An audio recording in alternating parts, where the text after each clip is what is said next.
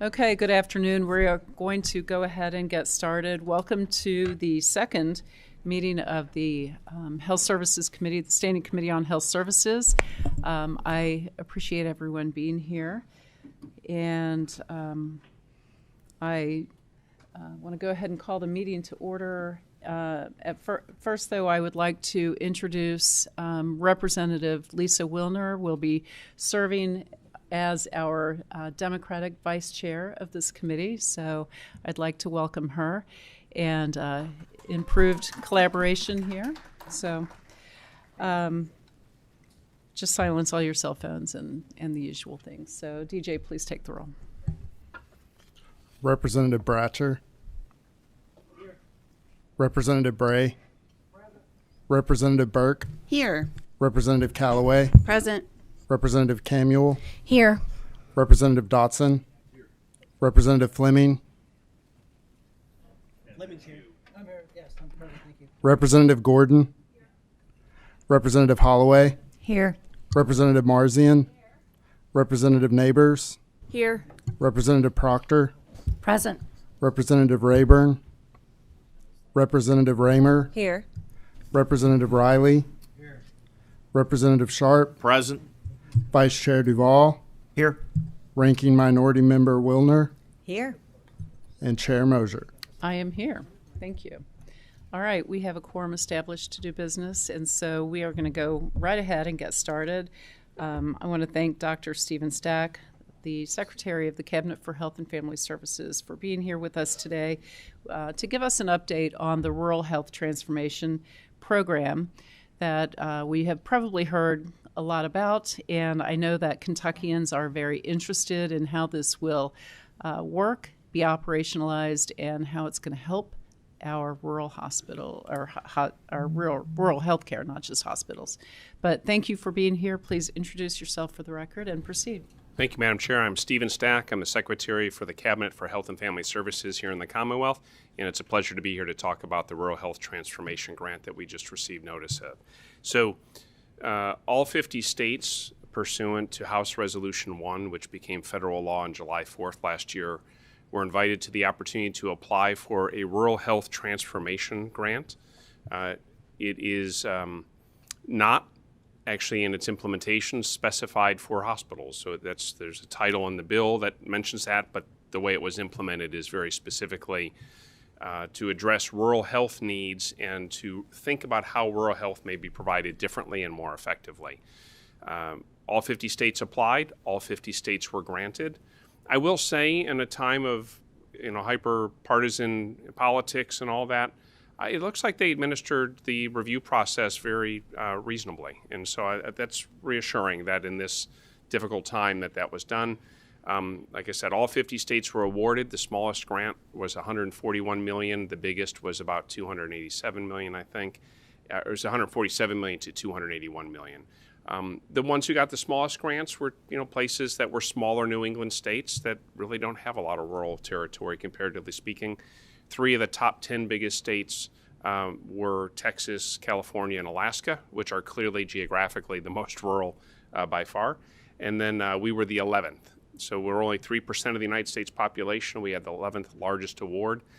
We were asked to budget against $200 million hypothetically. We got $212.9 million. So we outperformed.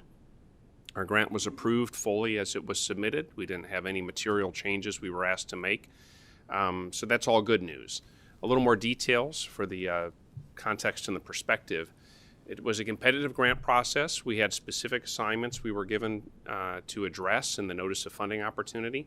Each state is different in the way they're administering it and the priorities they chose, but you can imagine the challenges we face are not altogether different. So there's a lot of similarities and rhyming across the proposals, even if the approach varies. We picked 5 areas to focus on. Now, I would want to emphasize we did that in the time frame we had. We would have liked to have done additional stuff, but we had very little time. In fact, just 6 weeks from the time we got the notice of funding opportunity to the time we had to submit the application. So there's not a lot of opportunity to meet with people in person or all, but we did solicit input from a wide array of stakeholders, and we received input, about 100 different unique inputs or more during the solicitation phase and beyond. We kept accepting those inputs. We reviewed all of those, assimilated those, and took the general themes from it. So I would say those were not applications for funding. That's not how we ever intended it. Those were solicitations for input for what should we focus on.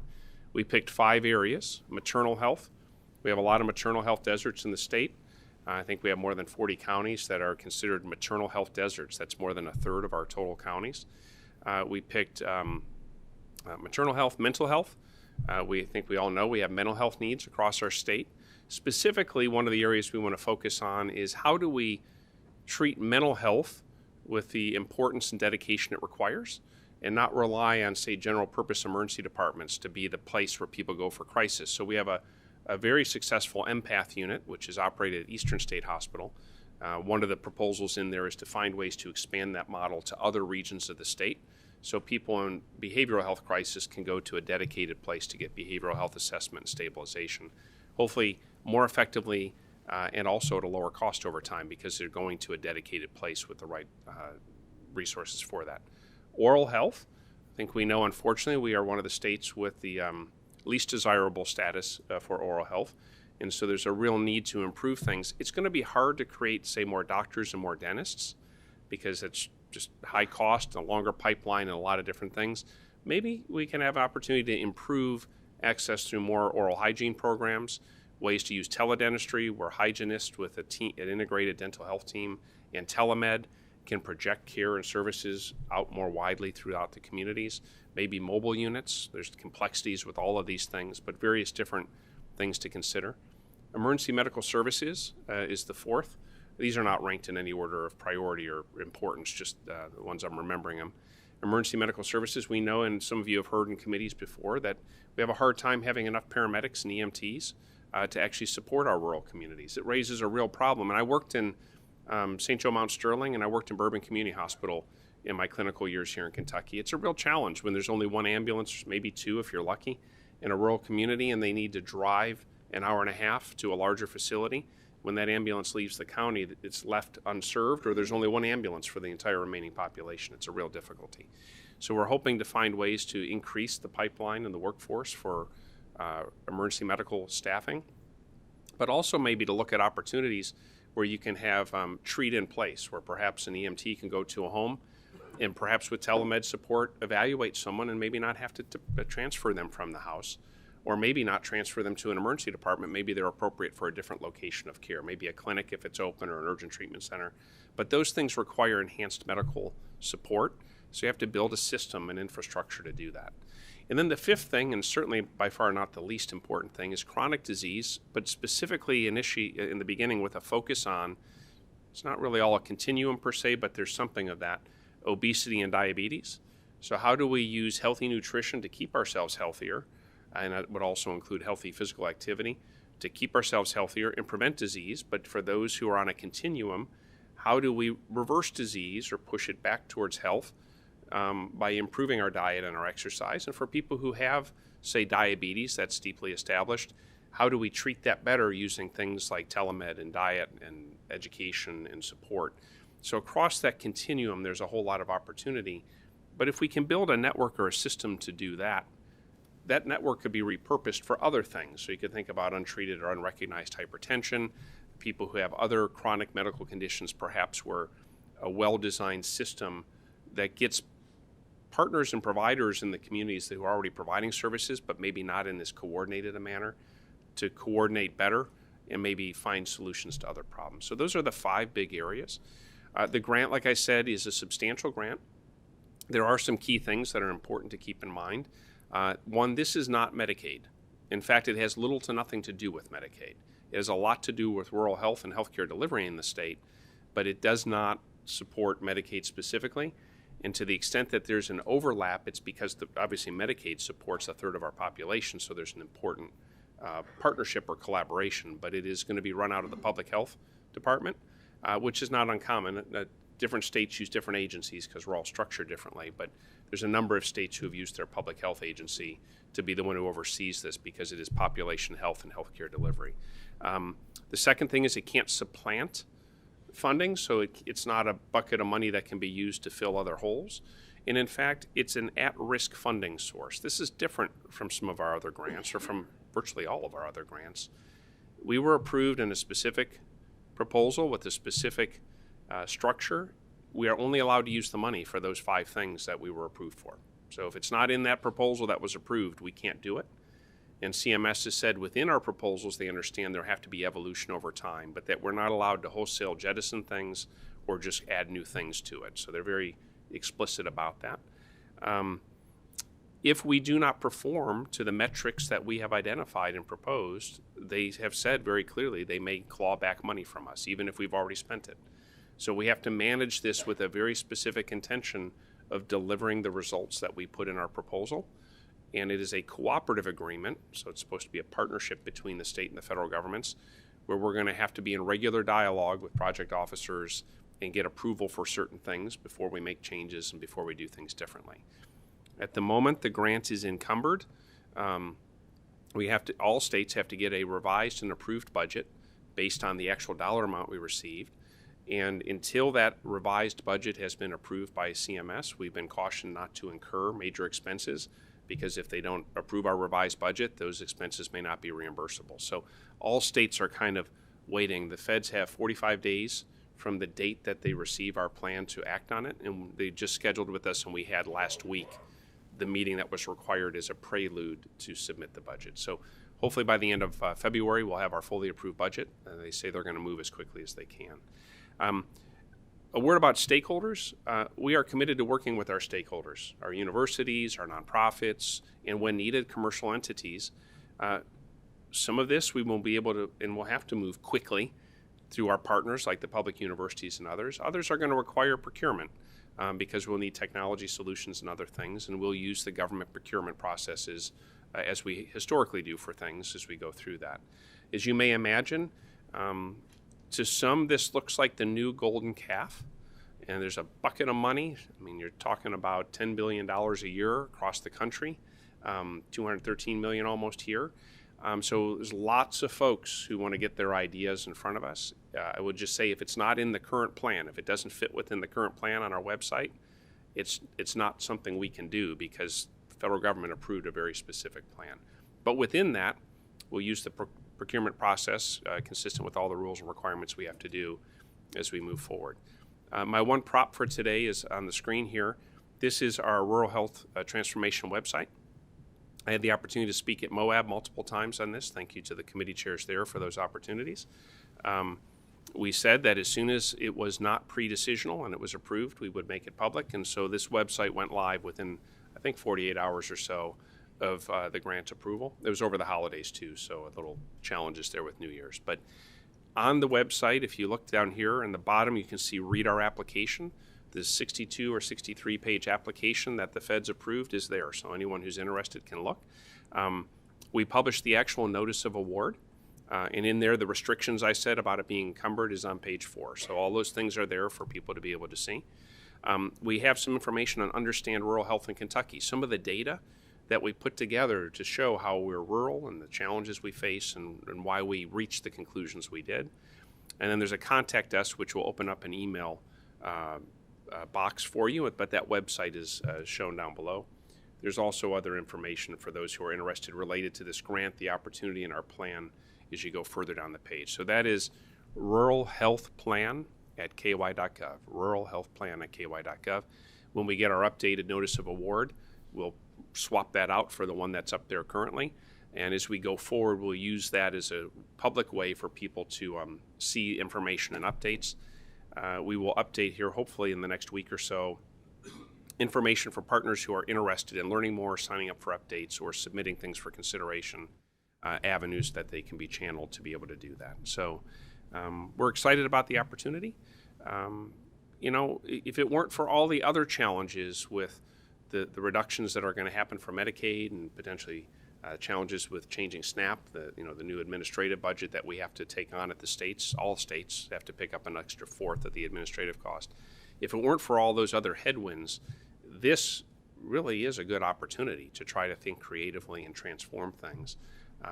We are hoping for a good partnership with the federal government, and what I've heard so far from my fellow state secretaries is that most of us have had good initial intake meetings with our federal partners, so hopefully that spirit of collaboration and cooperation continues. And we look forward to going from here. So I'm happy to address any questions, Madam Chair, if there are any. Okay, thank you so much.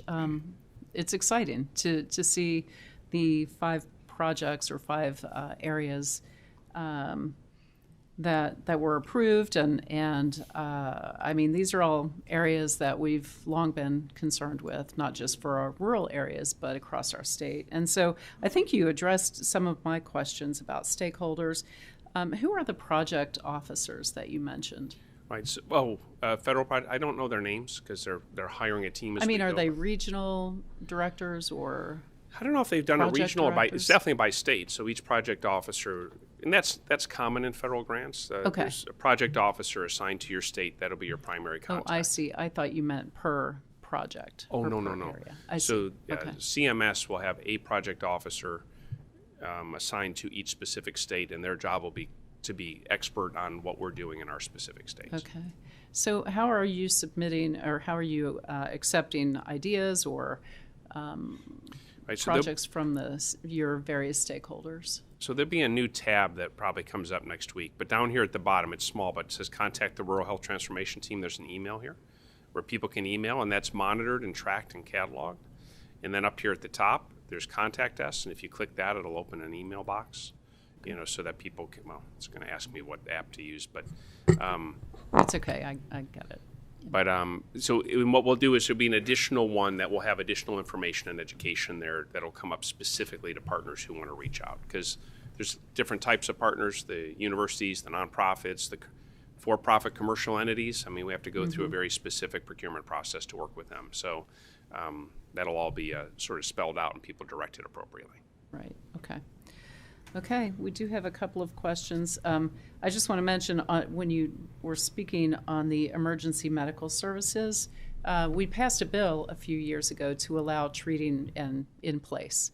So I'm all about expanding that program. I think it makes a lot of sense for a lot of reasons. So, okay, Representative Proctor. Thank you, Madam Chair. Thank you so much for your testimony today, filling us in. I have been on your website, and I do like a lot of the 5 points. My question is this funding that we have, it's for 1 fiscal year, correct? It's for 5 years, and what'll happen is we get the first tranche will be released shortly. Then in the first year is short, it's a 9-month year because they didn't do it in the first quarter of last year. We will get another tranche October 1st this year. Each year it will vary. They're going to rescore us, and so the award will vary from year to year. And we get the whole following year. So we get the first year and then the next year federally to administer it. So the money we just got notice of January this year, we have until September 30th next year to expend. Follow up. So the discretionary funds, which is 50% of what we're awarded, is that correct? Nah, the discretion. So there's no distinction in the award. That was just the way that the money was defined to be distributed. So 50% was formulaic. Every state got $100 million. The other part was competitive. But for us, all we see now is one award. So does that make sense? Kind of, but my understanding on the discretionary funds, there's factors that play into that on how much more money you get. Mm-hmm. I like the hub and spoke that you were kind of describing, which is one of your 5 points. One of the things I see as being a barrier to that being effective is certificate of need. Okay. And the Cicero report, Kentucky came out 0 to 100, 0 being great like Texas that got the largest award from this fund. Kentucky is ranked at 100, being one of the most restrictive. With that kind of restriction in place, how can rural areas be responsive quickly to more of these hub and spoke with such restrictive opportunities to open up facilities as needed without going through a substantial review and very long processes to get anything new? Yeah, so for the 5 things we proposed, we think we can do everything in here within current state law. For those other areas, we're not allowed to use this grant money for new construction. And certificate of need is often really big projects like that or starting whole new service lines. As far as the policy decision about whether to have a CON or not for a state, I commend that to you as the legislative body. Thank you. Okay. Representative Fleming? Thank you, Madam Chair. Secretary Stack, I appreciate your condensed and concise efforts to try to pull this off. I know it's not an easy task to go through that, but I do appreciate that. And I know we've had some good discussions in the Medicaid Oversight Board. You mentioned just a second ago, and I know it's in the application in terms of no regulatory or statutes that would be required. Could you give me a couple examples of what that really means? Because I'm seeing that a little sort of a different scenario or landscape in terms of trying to implement this in order to under the current laws that we have. In addition to that, I think you just articulated the allocation of the money. I think the first money will come out. Would you just repeat what the allocation of the money? I assume that's going to go through your cabinet into the public health department for them to administer and oversee that. Right. So Commissioner John Langfeld, the Commissioner for Public Health who succeeded me, he'll be the one overseeing it. They're beginning to recruit and build a team now, a core team to oversee the work. And then, of course, we'll contract out with others to do specific deliverables. The money in the governor's proposed budget shows up in the Public Health Agency as a federal fund source. So that's already in that budget document. As far as these things here, so we can already do, like, telehealth is a part of multiple of these things. So we can already do telehealth projects and things without really changing the law meaningfully. As far as using various types of practitioners, hygienists already can do an array of things if they're arranged with dentists and certain structures. As far as powering maternal health and the infant health stuff, part of this has to do with the hardest thing to solve is the middle part, is the delivery units, because hospitals need to have a way that those are economically sustainable to have a maternity ward. But the pregnancy process is a whole 9 months to 12 months before delivery, and it's a whole other year after, at least. Any of us who are parents know it's much longer than a year after the birth. But we're hoping to find ways to identify everyone who is pregnant quickly and get them robust prenatal care to increase the risk of a healthy baby. And then after the babies are delivered, to make sure the mother and the child are supported with mental health and medical health and things like that. All those things can be done without changing the law. In the federal project, there are things that talk about, like, scope of practice, or as Representative Proctor said, certificate of need. Those are policy decisions. We didn't tackle some of those in the application, and most states didn't, because if you proposed that you would change the law and you didn't have it changed and implemented by the end of 2026, they would claw the money back that you got based on those points. And all of us in all of the states, for the most part, felt we could not reliably count on a whole process in 12 months. It was too risky. And now as we go forward and as we learn more, if we find areas where changing the law would be helpful, then I think that those are things that can come up in dialogue that I have with you all or in testimony, where we find new opportunities. CON probably won't be one I'll personally take on, because there's going to be a whole lot of people who have political opinions and philosophical choices on that. But some of the other ones may be more discreet, Representative Fleming, where we say, hey, maybe this would be an opportunity for changing the law to support this work and improve it. Okay. Thank you, Secretary. Thank you, Chairman. Thank you. And last question, Representative Bray. Thank you, Madam Chairwoman. Thank you, Dr. Sack. Very appreciative of putting all of this out on the website. That's a great thing, just so that we can keep track of it, and look forward to your all's updates on that. So Kentucky's a rural state, and we've got this money for the Rural Health Transformation Fund. Is it your all's intention to implement these 5 pillars statewide, focus more in rural areas? Kind of what are your plans on that? Right. So the focus on this is to improve rural health care. But if you improve rural health care, you're probably going to improve health care in Kentucky in general, right? It could be that we have to rely, say, for hub and spoke on a larger university, UK, U of L, or others, to actually project care from a central location, but then we need to build a workforce that's local so that people can actually have in-person care. Community health workers show up in multiple spots in these 5 proposals. Can you have folks who can help individuals. They live in the same community, know the gaps and the resources, help people more skillfully navigate their environment to actually get the care and be better advocates for themselves. All those sorts of things are possibilities. What we will have to do in the beginning, because our first milestone is going to be an assessment of our performance this summer, and we're not even going to be able to start encumbering money until like the end of February, right? So we don't have much time. We're going to have to find ways to identify places to begin that are probably better poised to start.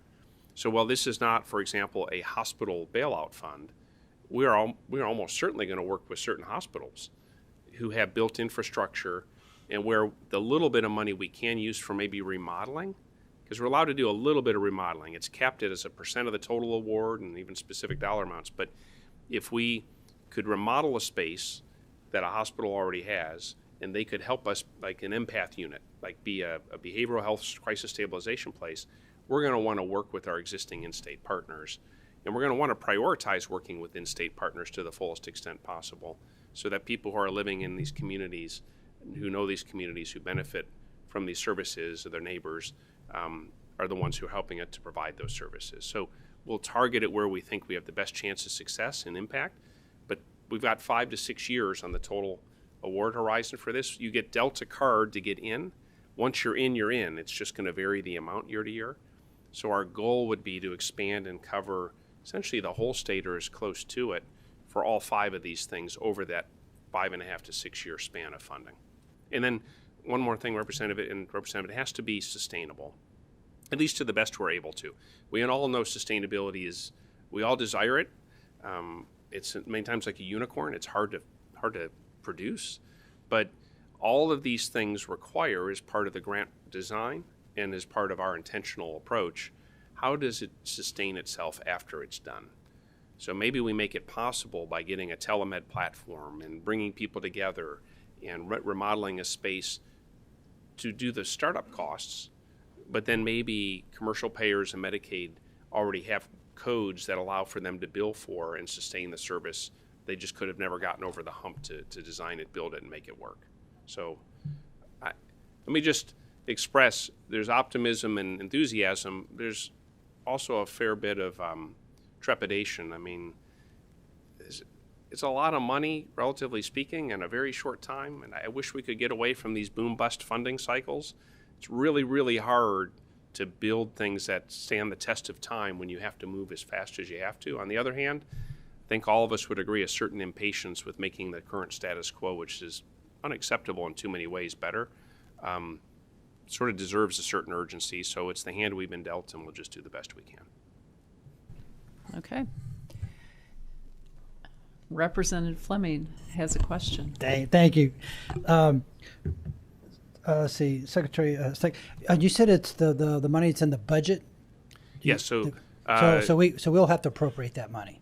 As a federal. There's no general funds. There's no general funds anticipated, requested for this whole thing. There's no state match required for this. Right. These funds also can't be used as the state match for a federal program, but it shows up in the governor's proposed budget as a federal fund source for the award amount. And that we would still have to approve the appropriation of that. Yeah. Okay. Which you do for for all the expenditures, regardless of the source of income. Okay, great. Thank you. Yep. Okay. Thank you. Thank you so much. Thank you. That was a great overview, great information, and I look forward to seeing the projects that become part of solving these issues in Kentucky. Well, thank you. Thanks for the chance to be here. And I look forward, I'm going to get to see so much of you and me over these next few months, and I look forward to that. So good luck with your legislation. All right. Thank you. Okay. All right. Next, we have one bill for consideration. House Bill 134 is on our agenda today, and I'd like to invite the bill sponsor, Representative Rebecca Raymer, and invite your guests. Introduce yourselves for the record and let us know what you're working on. Representative Rebecca Raymer, District 15. Melissa Gilpin. I'm a registered nurse in Kentucky and a credentialed sexual assault nurse examiner. Jenna Cassidy, Chief Policy Officer with the Kentucky Association of Sexual Assault Programs. Okay. Thank you. I'm excited to be here today to finally bring this bill forward. This is a topic that I've been working on for a couple of years. 2 years ago, this issue was brought to me, and I'm made aware that with the hospitals that we have in the state, there was only at that time about 25 that were actually accredited SANE ready. Heard accounts about women who had been a victim of a sexual assault, came to a hospital, and then was told there was not a SANE on staff, that they needed to go to another facility. And unfortunately, that woman chose not to go to the other facility and did not get the kit, did not report the rape. So when we started looking at it 2 years ago, we really honestly could not come up with a solution that I felt comfortable with. So last year, many of you remember, we had LRC to conduct a study on the SANE issue, on the shortages, on what the barriers were. So this bill is a direct recommendation from that study.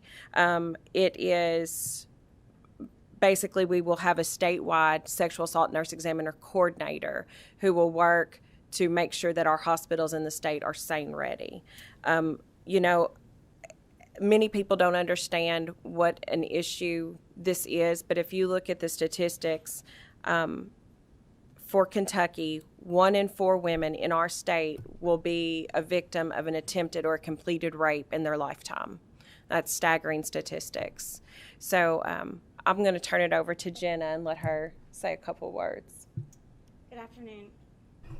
Good afternoon, everyone. Thank you all for being here today to hear about this important initiative. I am with, like I said, the Kentucky Association of Sexual Assault Programs. We are the coalition of rape crisis centers in Kentucky.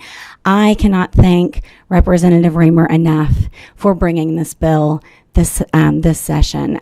It is, like she said, a direct response to HCR 20, which commissioned a study to look at the realities of sexual assault forensic exams in Kentucky, access to sexual assault nurse examiners, and the challenges that victims experience in seeking these kits. And so we are obviously supportive in every way of this bill.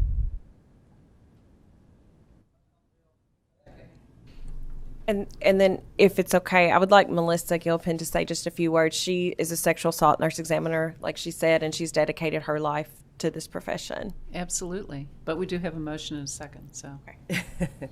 Which I very much appreciate that. I have been a nurse for 28 years. I have been a credentialed sexual assault nurse examiner for 21, but was taking care of survivors even prior to that. I'm also extremely honored to represent Kentucky SANE nurses, or sexual assault nurse examiners, as part of the statewide sexual assault response team advisory committee. And we are just thrilled at Representative Raymer's support for this program, and know that the infrastructure that this could provide that will sustain and grow this program and serve our communities is astronomical. I have taken care of hundreds of survivors, and this is more important than you can imagine. So I really appreciate your time today. Thank you. Thank you so much. Thanks for the work that you do as well. Okay, so we have one question. Representative Marcion. Thank you, Madam Chair. Real quick question. Thank you so much. This is so important to do. And I have really 2 quick questions. I know the state lab that tests DNA has been way behind and short of funds. Do you know if there's been any resolving of that issue, or have they been able to get their backlog? I can't speak directly to that. I do know that there are challenges in processing these kits due to the volume. And obviously, our organization supports any efforts that might come about to support what the lab can do to accelerate that process. I know money was a problem for a long time, maybe it's, and my last question, Madam Chair, if you don't mind.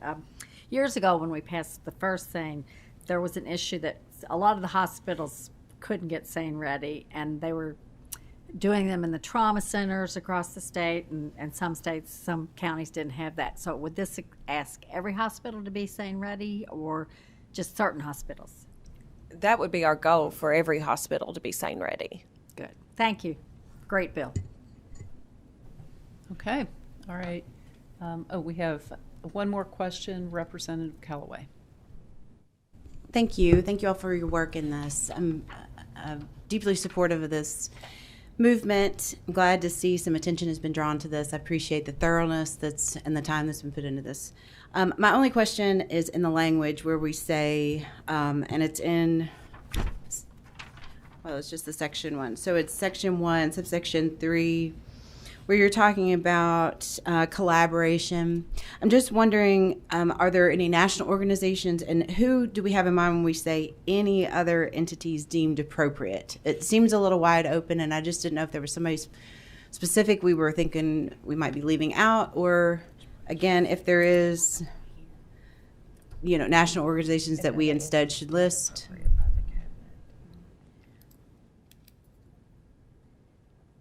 Well, so those that are explicitly listed in this bill include the Sexual Assault Response Team Advisory Committee, which I'm a member of, and Melissa is also a member of. I think that this might just open the opportunity to invite other partners in as needed. However, I do think those listed here would, provide the necessary measures to identify the strategic plan. Okay, thank you. Okay, all right, thank you. Seeing no further questions, we have a motion and a second on the bill. DJ, please take the roll. Representative Bratcher. Yes. Representative Bray. Yes. Representative Burke. Aye. Representative Callaway. Aye. Representative Camuel. Yes. Representative Dotson. Yes. Representative Duval. Yes. Representative Fleming. Aye. Representative Gordon. Yes. Representative Holloway. Yes. Representative Marzian. Yes. Representative Neighbors. Yes. Representative Proctor. Aye. Representative Rayburn. Representative Raymer. Yes. Representative Riley. Yes.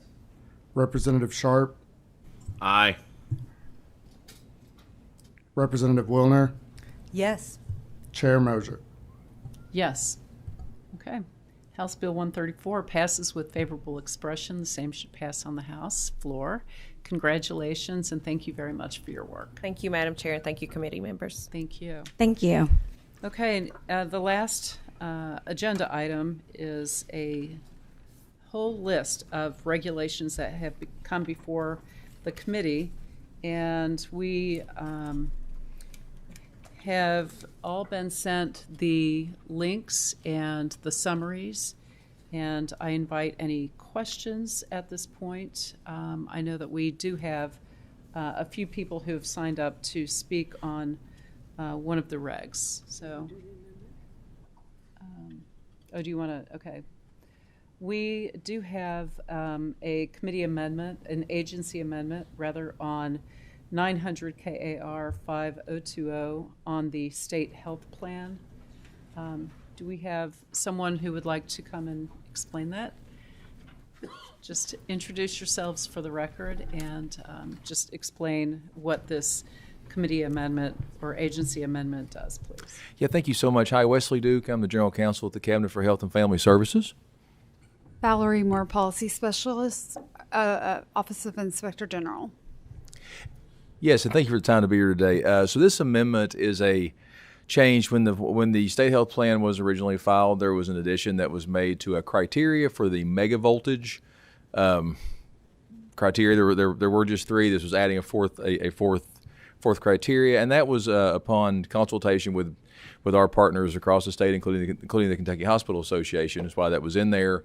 There was some further consideration that was made between the KHA and their membership in regard to the need for that or the necessity for that, and the ultimate decision was made it was no longer needed. So talked to them, talked to their hospitals, and we agreed to remove that, and that is why we are here today. Okay, thank you so much. Are there any questions? Okay, seeing none, we need a motion and a second to approve the amendment. Okay, we have a motion and a second, and we can just approve this by voice vote. So all in favor of adopting this agency amendment, please indicate by saying aye. Aye. Are there any opposed? Okay. Thank you all so much. Appreciate it. Okay, so Moving on, we do have one regulation, 202 KAR 007 801, a proposed regulation on the medical directors for the Board of Emergency Medical Services, which has been withdrawn.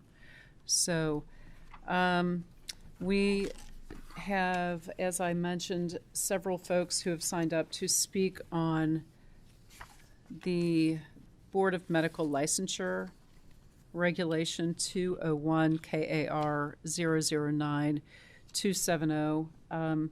I think what I'll do is bring the Kentucky Board of Medical Licensure Director, Michael Rodman, up just to explain kind of what this regulation does, and then I'll give our folks who have signed up a few minutes to speak on this. Perfect.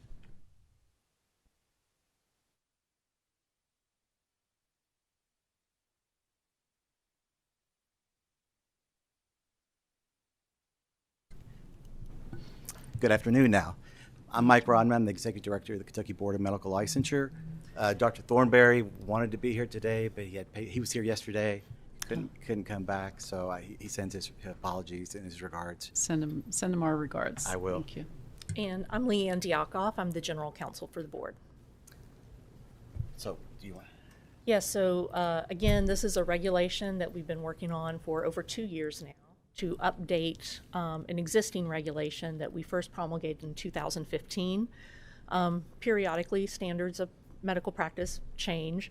We felt that this was a regulation that warranted some review, so we worked over a 2-year process with a lot of comment from different medical associations and different practitioners and community groups to update those standards.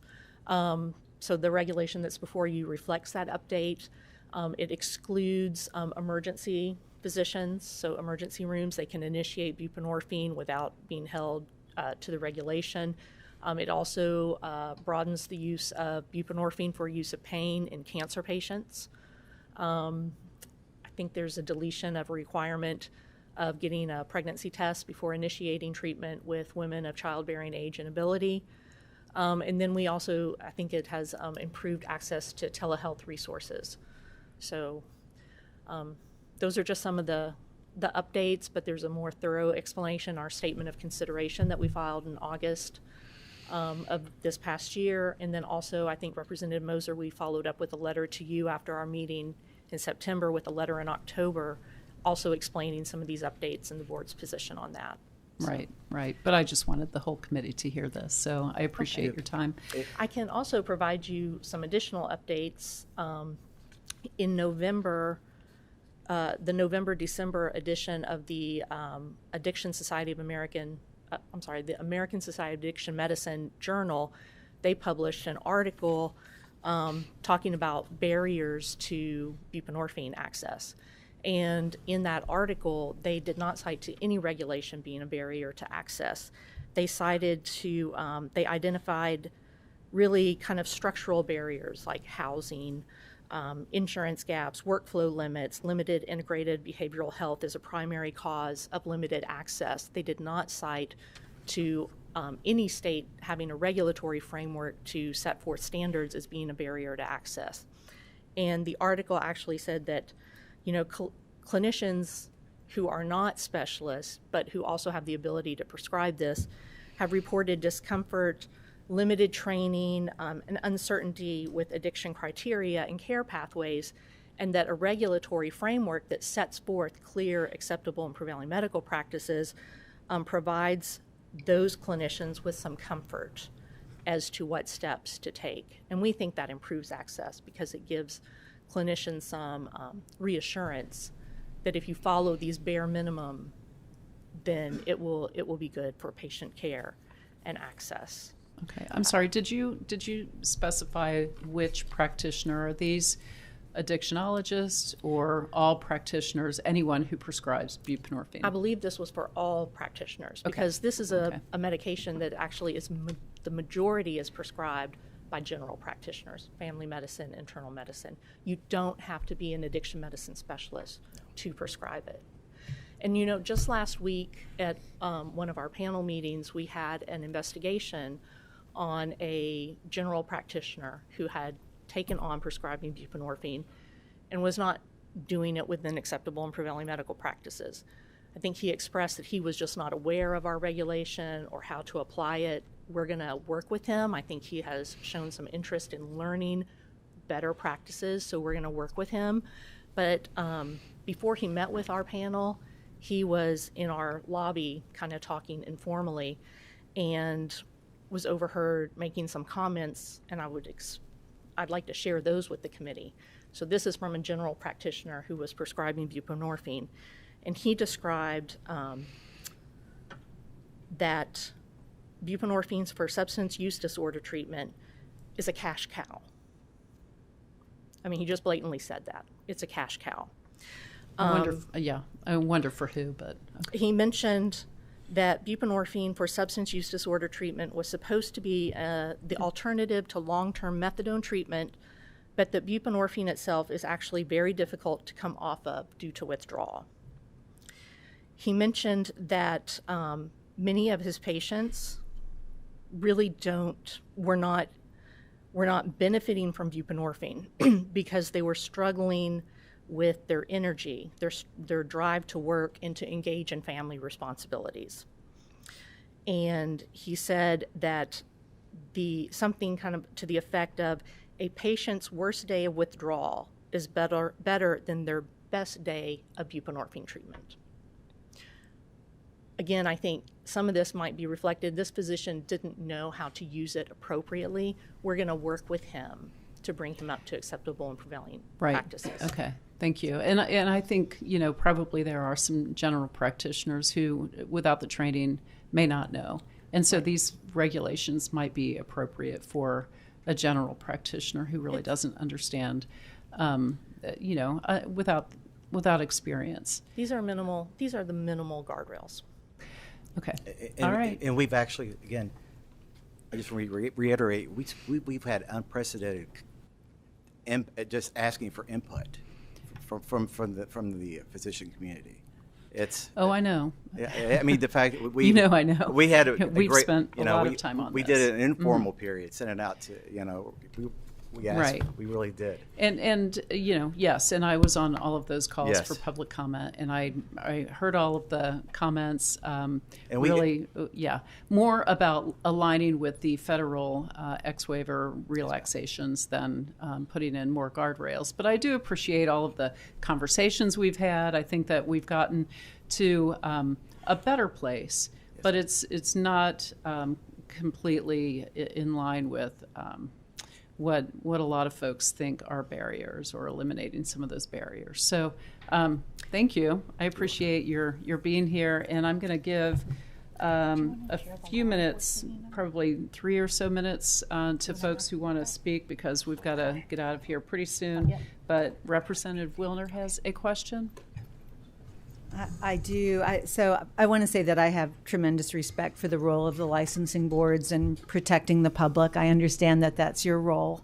And one of the things that I have been given to understand is that lack of access to this treatment because of barriers through the regulatory process has created, frankly, death and overdose for people when they're not able to access these treatments. Buprenorphine became a Schedule III controlled substance in 2022, so it's already carefully regulated in the federal realm. It's also regulated in Kentucky Revised Statutes KAR 9260, Section 7. There have been no statutes that have mandated the creation of special regulation for buprenorphine. So I guess if you could just help me understand why the Kentucky Board of Medical Licensure chose to take action on its own beyond these federal and state regulations already in place. And as far as I'm aware, since 2022, when buprenorphine did become a Schedule III controlled substance, Kentucky is the only state that has special regulations for this medication. Well, actually, I'll speak to that. I don't think we are the only state that has regulations on this. I know Ohio has this, West Virginia, there are a number. There are probably, I don't want to give a specific number. Last I heard, like 13. Maybe 13. So we're not the only state. Now, we were maybe one of the first states, and we promulgated this regulation first in 2015 because, as the legislature will remember, back in 2012, 2013, we had the House Bill 1, the opioid pill mill crisis.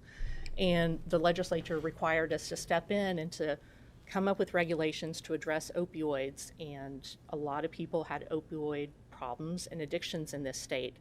And at the Board of Medical Licensure, what we saw is all of our opioid cases, as that faucet handle was turned off, buprenorphine turned on. It was exactly the same blueprint, same business model, same practice model across the board. And they were coming and coming and coming. And we knew from our experience with you and with House Bill 1 that if we didn't get proactive about setting forth some standards with buprenorphine, we were going to have a problem on this end, just like we did with the opioid crisis. I'll say that because I also have an email correspondence between an officer with the Kentucky State Police, and I'm not going to use names, but Kentucky's the Drug Enforcement Special Investigations East Unit that works hand in hand with the DEA about our regulation. And I think that in the coming weeks, you'll probably be hearing from some of our law enforcement persons. So Kentucky State Police was saying to drug enforcement that the issue with buprenorphine is more complex than the illegal trafficking of drugs like methamphetamine or heroin. Meth, heroin, and similar substances are illegal to possess and distribute, period. There's no ambiguity. Buprenorphine operates in a gray area. Although it is legally prescribed, there are numerous cases of mismanagement or abuse by pharmacies, physicians, clinic owners, and treatment organizations. In some instances, the system is deliberately manipulated for financial gain rather than patient recovery. Then he talks about an investigation that they had going on with a particular group. And he said during this investigation, without exception, dozens of individuals reported that withdrawal from buprenorphine caused more severe and prolonged sickness than withdrawal from any other illicit drug they had used, including heroin and methamphetamine. Until the entities responsible for prescribing, dispensing, and overseeing buprenorphine are properly regulated and held accountable, relaxing existing controls would be detrimental. So I think, public safety is a big concern of ours. We saw it with opioids. When we started seeing it with buprenorphine practices, we stepped in. That's been since 2015, and I think you'll see in our statement of consideration or in the letter we sent to Representative Moser, since 2015, since our regulation has been in effect, we have more buprenorphine prescribers, so there are more providers that are willing to do this, and the overdose death rates are dramatically decreasing in Kentucky. Actually, we are one of the leading states in decreasing overdose deaths, and I think we should be very proud of that work. There's no evidence that since 2015 our regulation has been a barrier to care or has been detrimental to patient or public safety. In fact, I don't think any of the comments in the how many comments have we four? We had 4 comment periods, formal and informal. And I don't think any of the comments were like, our regulation was causing a lack of access. Right. We've seen no evidence of that. Okay. Thank you. Just a quick question. Buprenorphine is a Schedule 3, DEA Schedule 3 drug. And is it monitored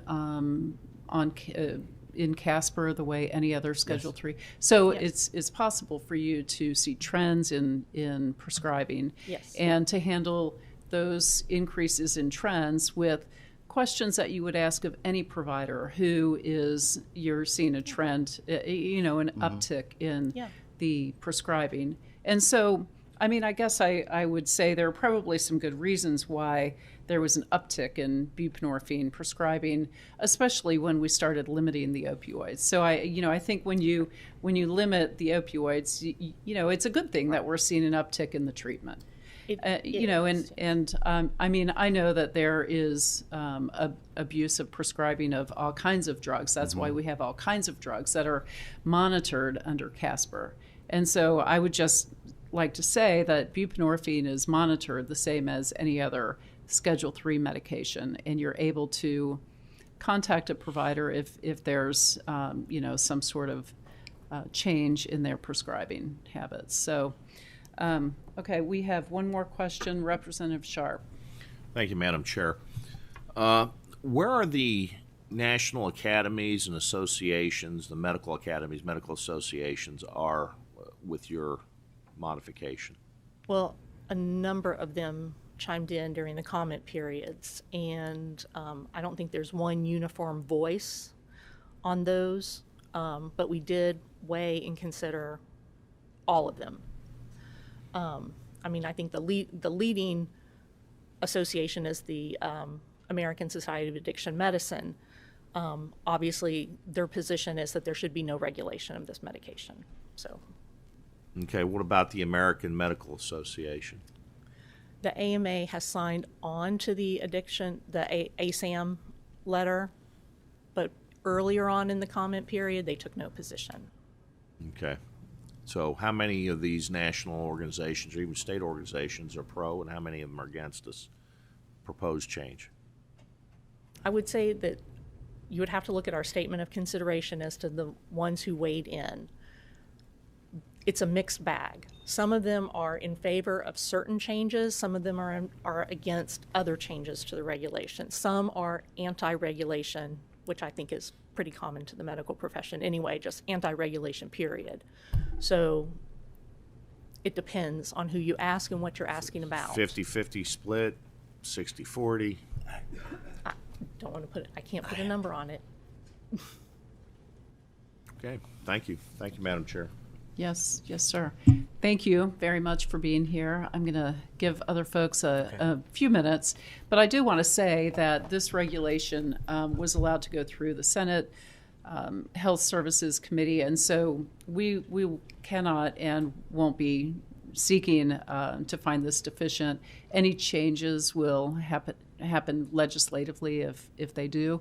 So I appreciate your time and your effort. I know that this has been a lot of effort and a lot of work on your part. And you have voices from a lot of different providers, but I think in this context, we're focusing on the providers who use this medication and treat these patients. So we understand. Thank you. Thank you. Thank you. Mm-hmm. Okay. I am going to give each of these folks, unless you want to come to the table together and consolidate your comments, Amanda Hall, Joy Gurgis, and Becky Rose Bowman, and Dr. Pat Murphy are all here. So if you want to come forward and figure out how to make some brief comments. Yeah. And it's good to see you, Amanda. I'm glad to see that you're feeling well and are. It's great to see you. Thank you. Thank you, Rep. Moser, and members of the committee. I'll try to make this really brief, but just wanted... Introduce yourself quickly. Oh, I'm sorry. My name's Amanda Hall. I'm the Senior Director of Campaigns at Dream.org. I'm Joy Gurgis, Policy Associate at the Kentucky Center for Economic Policy. Okay, great.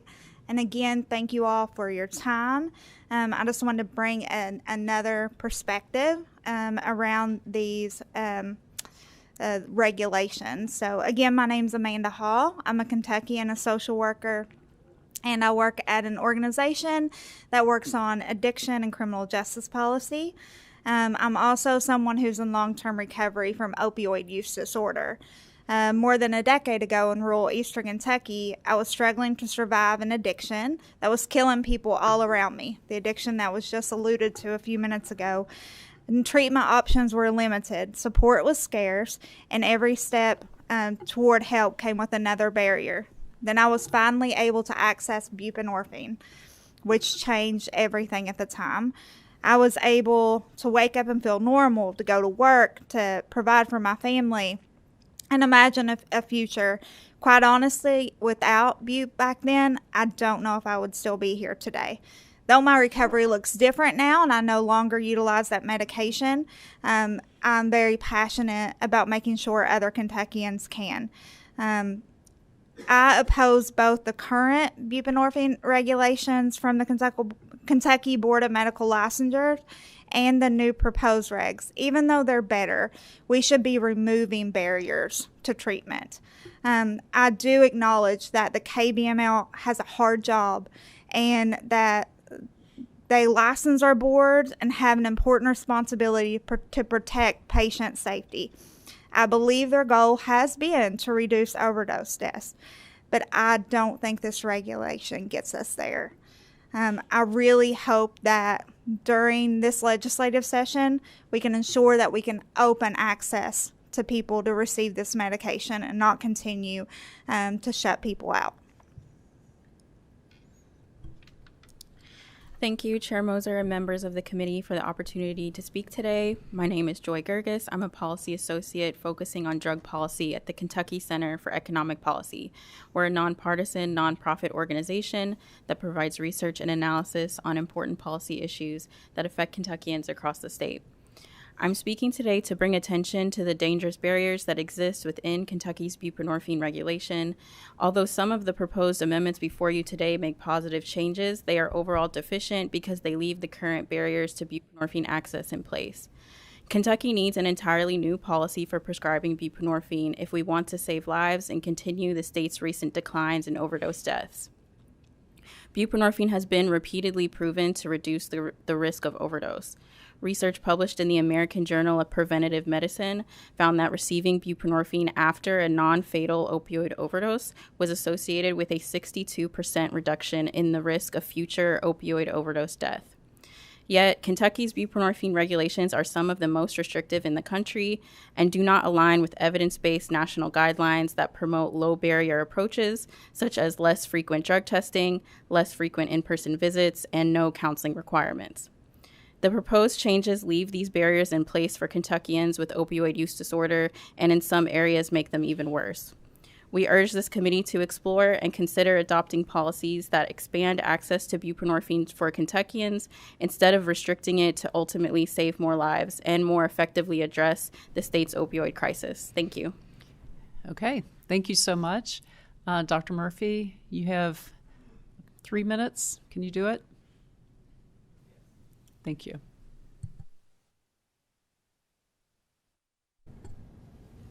Hi, thank you. Well, we kind of cleared out here, didn't we? Just introduce yourself for the record, please. You all know me, Dr. James Patrick Murphy. I've emailed everybody on this committee several times.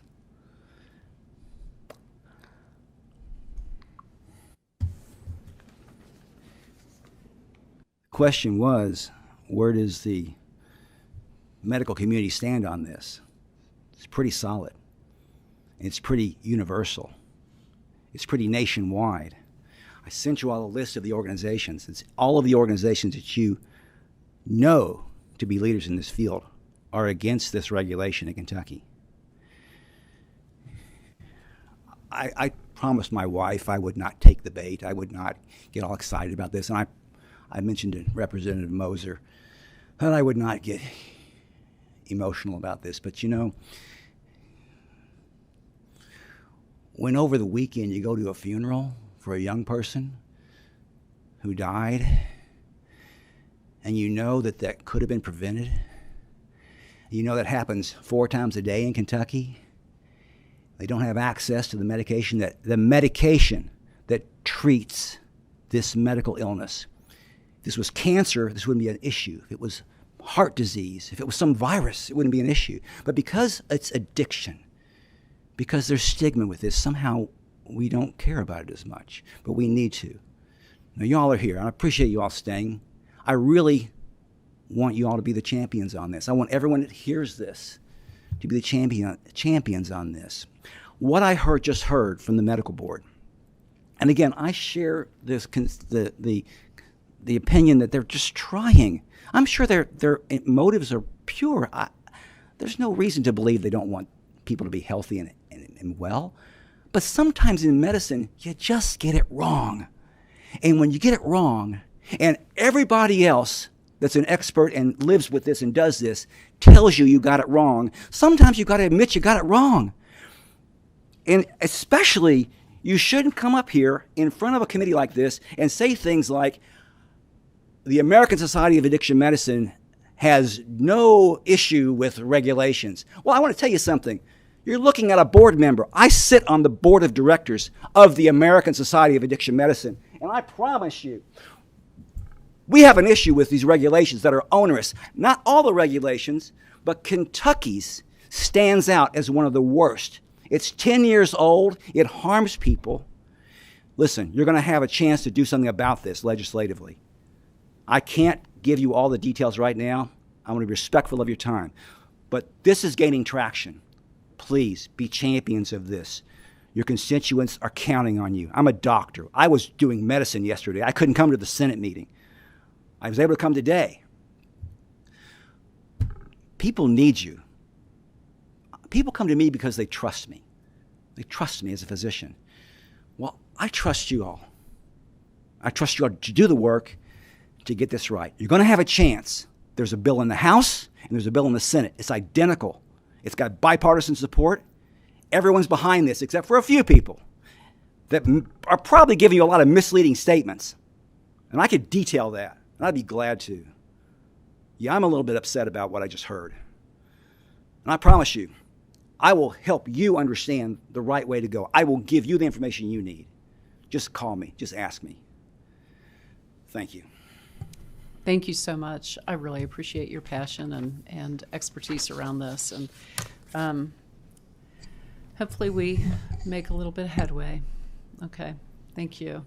Representative Marzion, do you have a question? Yeah, I do, Madam Chair. I don't know if we have a quorum left or not, but I would like to tell the committee that's left that this barely made it out of administrative regs. It was like 3 to 4, 3 to 5. I don't know, but 3 of us voted to find it deficient.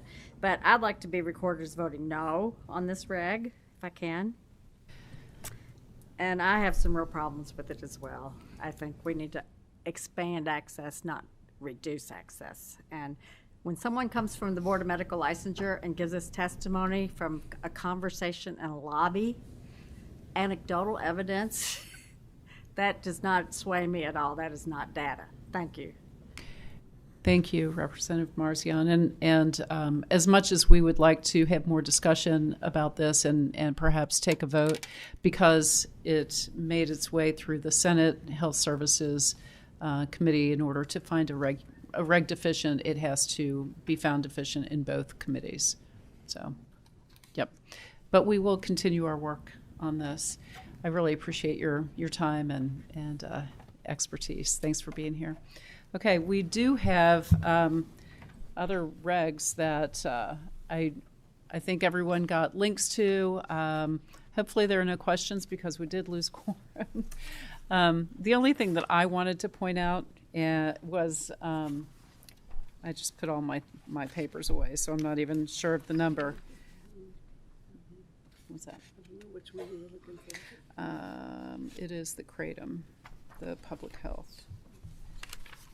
902.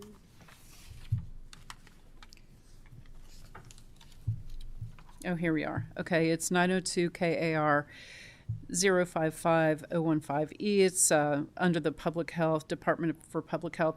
I just wanted to make sure that everyone saw this, and this is good news. The Department for Public Health has, and they have this ability to schedule the component 7OH, which is found within the kratom molecule and was found to be being sold independently of kratom and causing all kinds of problems. That has been scheduled as a Schedule 1 drug and is no longer legal to be sold in Kentucky. So, good news. Okay.